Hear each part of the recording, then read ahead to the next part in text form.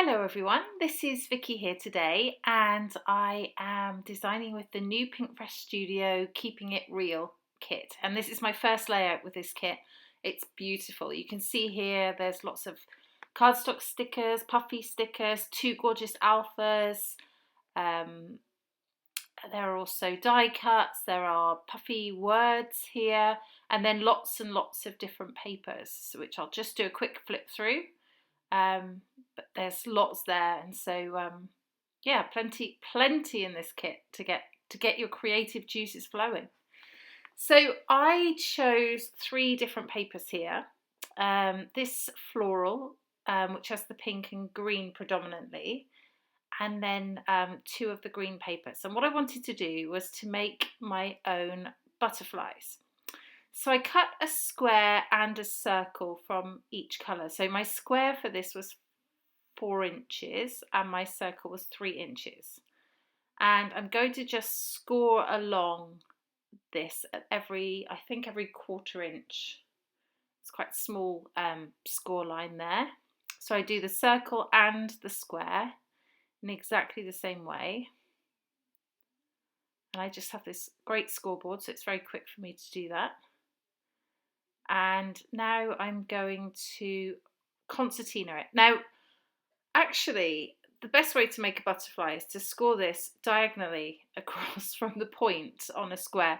And I forgot that. So I have to improvise a little bit, but I'm still happy with how it turns out. So yeah, so normally you would start at the corner of the square and you would fold. So you'd have ever increasing folds and then they would decrease in size. But I did it this way, so you'll see how I overcome that in just a moment. So I'm just fold, fold, fold. Nearly there. Excuse me. So, okay, so what I want to do is put them together like this and then fan out the wings.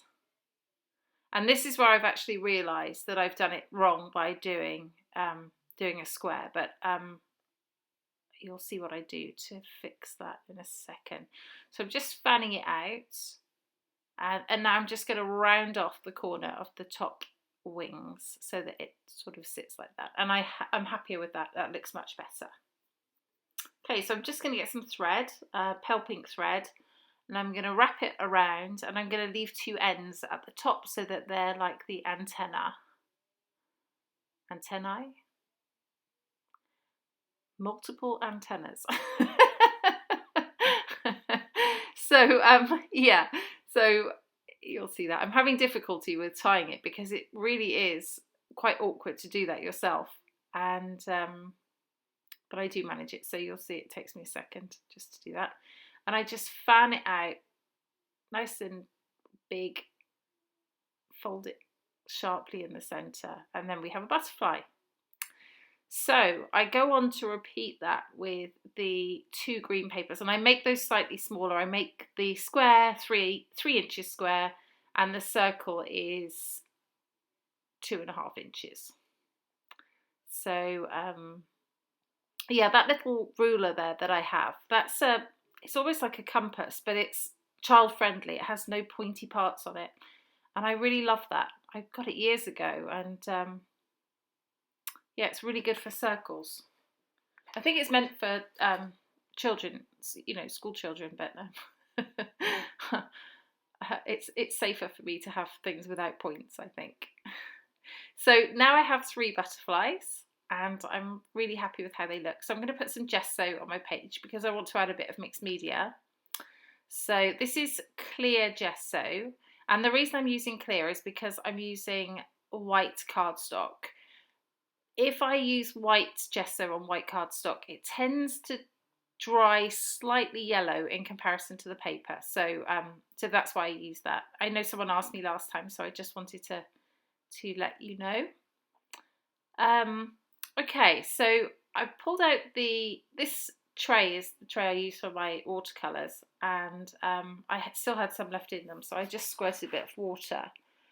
But I'm going to use sky blue and aquamarine and bubblegum, which is the pink, and I also use a bit of the yellow, and I've forgotten the name of that, but it's the yellow one. I'll link them all in below in the description.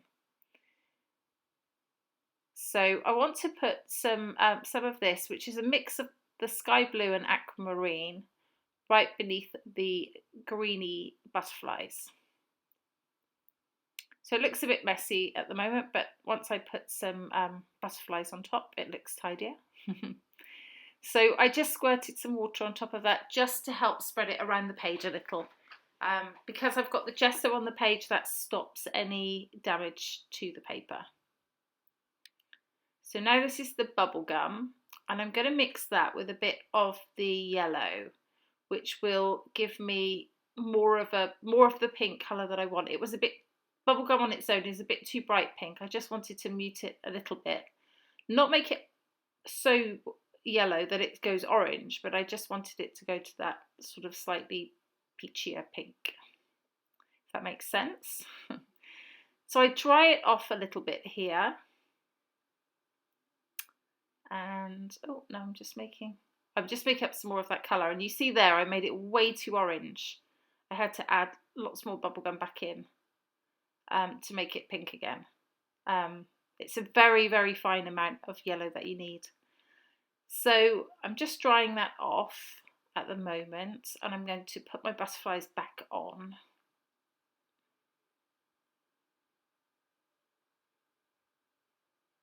In the positions that I want them.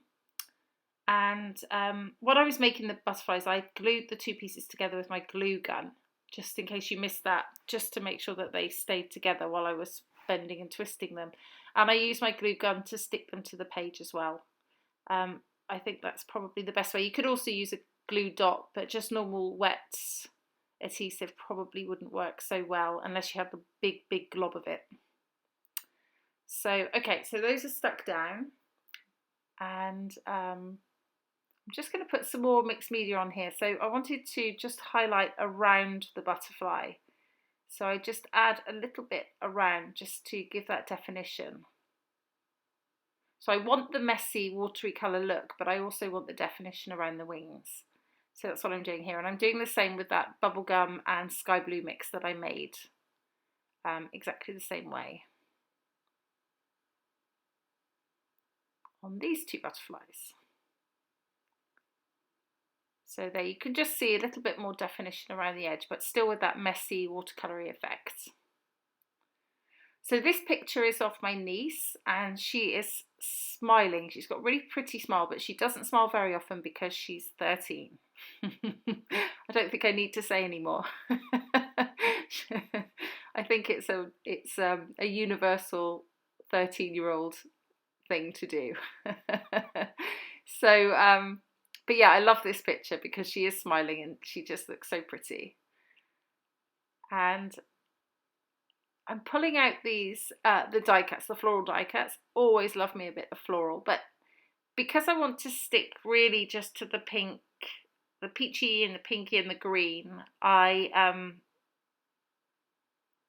needed to cut some of these florals out. So I didn't want to introduce more colours. So what I do is I pick out the ones that I like and I cut the florals that I want, and that gives me the pink, the peach, and the green that I want. Well, actually, I don't cut any green ones because there are no green ones. But I really like how that comes out, and you can always do that with die cuts. Don't be afraid to cut them up. You know, if you won't use them whole, then there's no reason why you shouldn't cut them. Okay. So I'm just going to put a tag up there. That's a little, these are the other die cuts that you get with the collection. That little tag says authentic, and that one says on today's walk. So yeah, quite like those. Just picking out the green and the pink things. So more florals cutting here, just to add to that. This is quite a simple layout. The butterflies are very intricate, and really I wanted them to speak for themselves on the page, hence the highlighting around them with the watercolour. So there aren't a lot of embellishments that go on with it, but you'll see as we're going along. So I'm going to start to stick the photo cluster together, and I'm going to distress the edges of the photo mats that I have here, just to add a bit of extra texture. And that piece, of course, is ripped at the bottom, so we're texture-tastic today. So I'm going to put that on today's walk there, and then I'm going to distress the authentic a bit and stick that. It overlaps on, so all you see is today's walk. Okay, and I think, yeah, I'm going to pop this up on foam just to add a bit of dimension, and I'm going to distress that tab at the top as well. So I'm going to place my flowers around the picture. They actually move from that spot. I should have taken a photo at that spot because I like it, but they do slightly move, and but yeah, you'll see how that comes about. Okay, so I decide my title is going to be Current Mood because she's smiling and enjoying her walk. So I'm using Current Mood, and then this cardstock sticker which says Enjoying This. And I think that works really well together. I just cut the title out on the plastic to start with so that I can place it and see if I'm happy with where it is.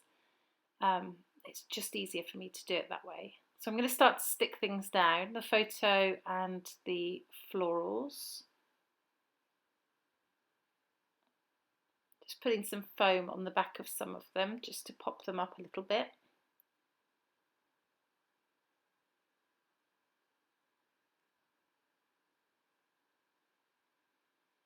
Sometimes you need to hold them a little bit so that they stick. Gesso is notoriously bad for things sticking to it, but it gets there. Once the glue dries, it's fine. So another floral in there and another couple on the page here. These are just small ones I cut out of the die cuts as well. And I'm going to stick this title down, and off camera I did stick that with glue because, as I said, things don't stick particularly well to gesso, and that will fall off if I don't stick it down. Excuse my hair, my grey roots. I've not been to the hairdresser for a while. So I can't wait for her to come back and me to be able to go again. Okay, so we're getting near the end now. I like how this has turned out actually. I like the two colours in this. I just think it's really pretty with the black and white photo. So I'm just going to add a bit of paint here around the florals, just to add a little bit of extra there. I just felt like it needed a bit of watercolour brought over to that side of the page. And the final thing I'm going to put on is a little sticker that says, this is a chipboard sticker that says, enjoy the process. So I got that because it was the right colours and it says enjoy on, and she does look like she's enjoying herself. And one more thing that I'll do here is I'm going to stick the antenna down so that they you can see them straight on the page, so that even if the page moves around you can still see them. That just finishes that off.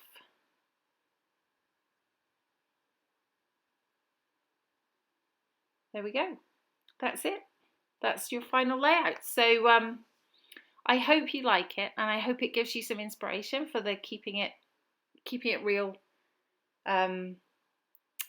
collection, which is beautiful, as you can see.